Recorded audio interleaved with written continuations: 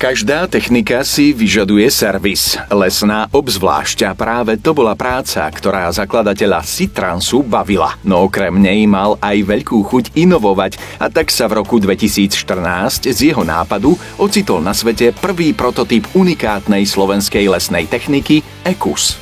Na základe skúseností s opravami lesnej techniky a dopytu klientov po zvýšení efektivity a výzvach na emisie sme sa rozhodli, že ideme vlastnou cestou a postavíme vlastný stroj. Na začiatku to bol jeden traktor mesačne, v tomto čase je to mnohonásobne viac a ten dopyt sa rozširuje aj mimo Európskej únie.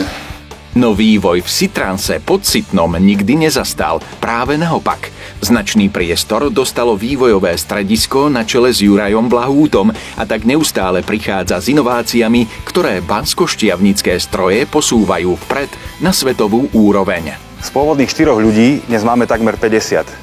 Výroba lesných traktorov je o to náročnejšia, že sa musíme do určitej miery prispôsobiť špecifickým požiadavkám rôznych trhov, aby sme uspeli. Rozhodne však u nás platí, že máme najväčší podiel svojich vlastných komponentov v stroji. Pod známou kalváriou tak vznikajú rámy, radlice, štíty, ale aj kabíny, navijaky či hydraulické ruky. Vozidlo pritom prechádza viacerými paralelnými výrobnými procesmi, pri ktorých sa tvoria jeho časti a následne pri kompletizácii dostáva postupne finálny tvar.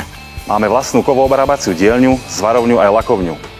V montážnej hale sa dokončujú navijaky, hydraulické ruky a kabíny, postupne tu vzniká celý traktor.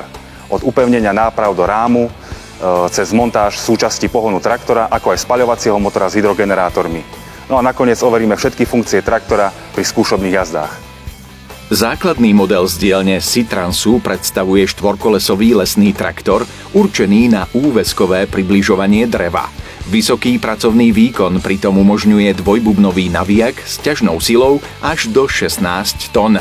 Veľká kapacita bubnov navijaku dovoľuje strojom EKUS vyťahovanie dreva z porastu aj z väčších vzdialeností. Dvojbubnový navijak našej vlastnej výroby má v základnej výbave prevodovku s čelným ozubením. Patrí tak k úplnej špičke medzi lesníckymi navijakmi. Jeho pomerne jednoduchá konštrukcia je určená do každodenných náročných prevádzkových podmienok ťažby.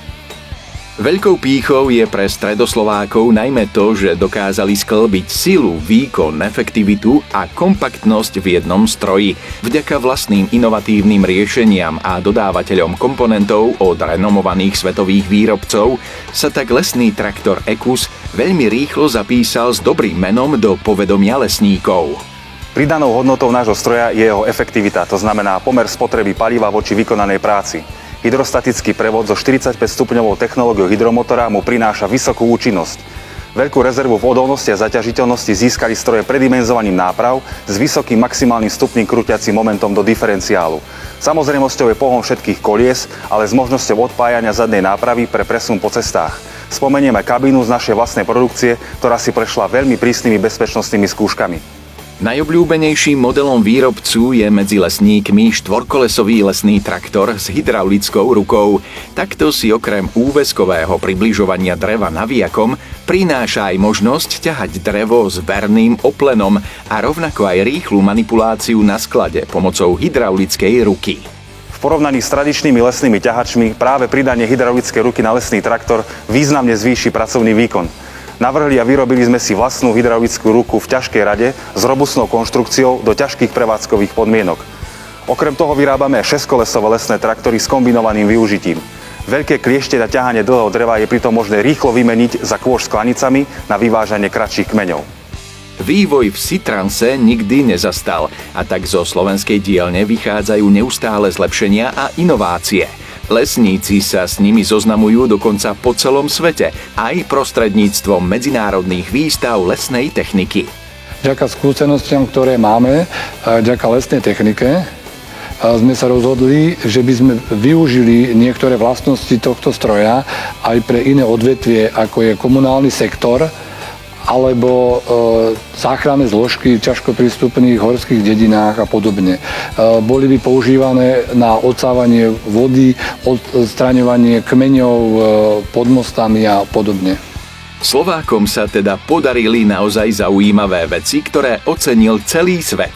Budujú moderné lesné stroje, ktoré sú bezpečné pre operátora a zároveň vďaka najprísnejším emisným normám aj pre životné prostredie. A tak by mohli nahradiť mnohé staré mašiny, ktoré už dávno nie sú pre svoje emisie priateľské k prírode. Šikovní Slováci tak opäť raz potvrdili, že naozaj máme byť právom na čo hrdí.